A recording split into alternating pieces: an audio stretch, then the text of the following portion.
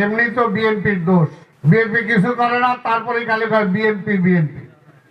ওই হাসিনাও ওই সময় নির্বাচন দেয় নাই, বলছে নির্বাচন কেন দিব, ওই তারেক আইসা ক্ষমতা আইব এর জন্য। এখনো সে একই রকম বলে যে নির্বাচন দিলেই তো বিএনপি ক্ষমতায় চলে আইব। বিএনপি তো জনগণের দল, জনগণের দল। আর অনেকে আবার বিএনপি আওয়ামী লীগ মিলাইতে চায়, বিএনপি আওয়ামী লীগ মিলায়েন না। বিএনপি আওয়ামী লীগ মিলাইতে গেলে ভুল করবেন। আওয়ামী লীগ হলো লুটেরার দল, চোরের দল, কম্বল চোর, রিলিফ চোর, ভোট চোর, টাকা চোর, ব্যাংক চোর, সব চোরের দল হলো আওয়ামী লীগ। আর বিএনপি হলো যখনই আওয়ামী লীগ চুরিদারি করে দেশটা শেষ করে দিছে, ওই সময় বিএনপি আইসা দেশটাকে দাঁড় করাইছে। বিএনপি হলো সেই দল ৭১-এর ২৫শে মার্চের পরে আওয়ামী লীগকে দল খুঁজে পাওয়া যায় নাই। সেই সময় স্বাধীনতার ঘোষণা দেওয়ার জন্য তখন জিয়াউর রহমান মুক্তিযুদ্ধের ঘোষণা দিয়ে যুদ্ধের নেতৃত্ব দিয়েছেন, এবং পরে ৭৫ পর্যন্ত আওয়ামী লীগ দেশটাকে ছারখার করে দিয়েছিল। এই দেশের মানুষ খাইতে পায় নাই, বেওয়ারিশ লাশ হিসাবে ঢাকার রাজপথে পড়ে থাকতো, তাদের দাফন করার কেউ ছিল না। সেই অবস্থায় এই দেশের সেনাবাহিনী এবং জনগণ জিয়াউর রহমানকে এনে ক্ষমতায় বসানোর পরে জিয়াউর রহমান এই দেশের মানুষকে খাওয়াইছেন, আবার বিদেশে চাল রপ্তানি করছেন। আঙ্কেল উনি অর্গানাইজ করেছে, এবং ওনার যে ট্রাস্টের অর্গানাইজেশন যে আছে সাইফুল ইমাদ সাব্বি,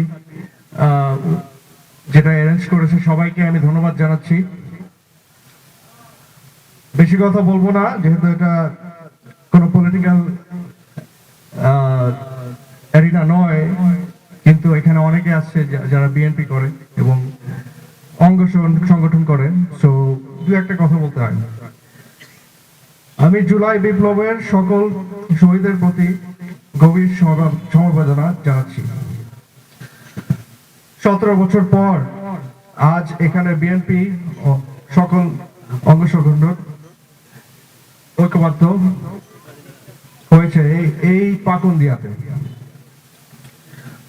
অত্যাচারী শাসকদের হাত থেকে বাংলাদেশকে মুক্ত করার জন্য যারা কঠোর সংগ্রাম করেছে, তাদের সকলকে এবং নেতা কর্মীদেরকে প্রতি আমি কৃতজ্ঞ জানাচ্ছি। এর মধ্যে আমার পরিবার এবং হাবিব চাচা, হাবিব রহমান ভুইয়া, ওনার পরিবার অন্তর্ভুক্ত ছিল। আমি সবসময় হাবিব চাচার আদেশ ও তার পরিবারকে সমর্থন করছি। একটি উন্নত বাংলাদেশ গড়ার স্বপ্ন, যা আমি বিশ্বাস করি তার পরিবার আদেশ ছিল। ভবিষ্যতে আমাদের নির্বাচন হবে, আসন্ন নির্বাচনে অত্যন্ত কঠিন হবে। ইনশাআল্লাহ আমরা ঐক্যবদ্ধ থাকলে সকল বাধা অতিক্রম করে বিজয় হব।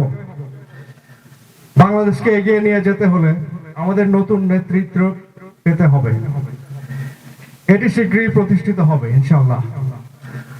আমাদের বিপ্লবী চেতনায় ছাত্র ও নাগরিকদের নিয়ে আমরা গড়ব নতুন পাকুন্দিয়া, নতুন কিশোরগঞ্জ এবং নতুন বাংলাদেশ।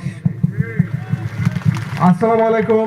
বাংলাদেশ জিন্দাবাদ, দেশনেত্রী বেগম খালেদা জিয়া জিন্দাবাদ, তারেক রহমান জিন্দাবাদ, শহীদ প্রেসিডেন্ট জিয়া রহমান অমর হোক। ধন্যবাদ।